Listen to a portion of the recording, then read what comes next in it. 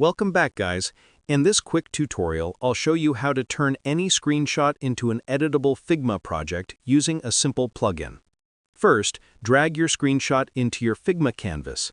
This can be any image, a website layout, an app screen, or any UI you want to recreate or modify. Now, we'll convert this image into editable layers. Go to the bottom of Figma and click Plugins. Search for a plugin called Codia AI Design. If you haven't installed it before, just hit Install, then click Run. Next, select the image you want to convert. Just click on the screenshot layer so the plugin knows exactly what to process.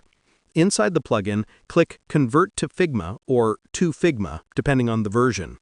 The plugin will analyze your screenshot and automatically rebuild text, buttons, shapes, and sections as real editable layers. This may take a few seconds or minutes depending on your image size and internet speed, so just wait while it works. Once it's done, try clicking on any text or element. You can now edit labels, move components, change colors, and adjust the layout just like a normal design file. Your static screenshot is now a fully editable Figma project. And that's it.